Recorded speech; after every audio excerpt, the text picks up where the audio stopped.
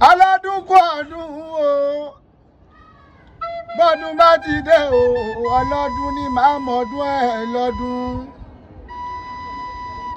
Mrs. Balógun Adébùnmi ẹ kú ọdún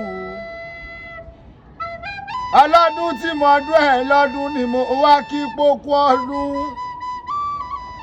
ṣèbóyin ló mọ̀ọ́dún tiẹ̀ nínú afárá o bébélé kúkú ló mọ̀ọ́dún tiẹ̀ lálárí rè bẹ́ẹ̀ lejò láṣẹ mọ̀ọ́dún tiẹ̀ lápá.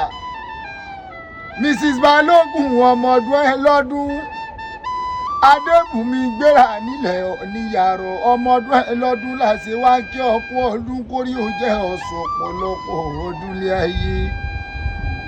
àlẹ́ àdúdú máradá rẹ̀ wá lóbìnrin aláṣẹ máa ná fún sọ mo dá ọmọ pé wọ́n ní orí ó wà níjà wá ẹtì nígbà kòkòrò gbogbo tí pa ọ́ lẹ́rìn ọlọ́run ọba oníjẹ́ kó pa ọ́ lẹ́kún láéláé. ìwọ ni wàá ló gbà kọ́lọ́run má jẹ́ kígbà kó lò wẹ́lẹ́ ayé o tí ẹ̀dọ̀ yẹ kú orí méjì tí dé pinnu.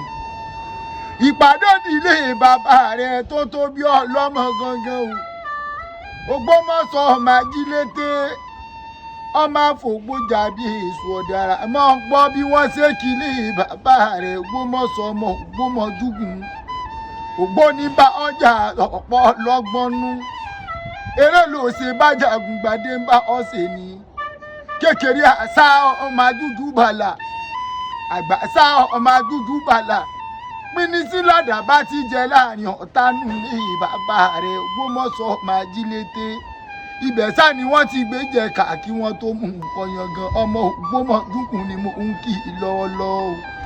ìyá Bàrúkú wọ́n sọ pé àgbọ́dọ̀ roko bàbá Bàrúkú o wọ́n sọ pé àgbọ́dọ̀ rodò kókó gbẹ̀gìrì lásán lọ́sọ̀nù ní Bàrúlé la fi sunkún là dákẹ́ ẹkún sunsun lé Ògbómọ̀ṣọ́ ọmọ ajílété ọmọ àfògbójà bí èso ọ̀dàrà ibẹ̀ sá ni wọ́n ti gbé jẹ kàkí wọn tó mú nǹkan yangan.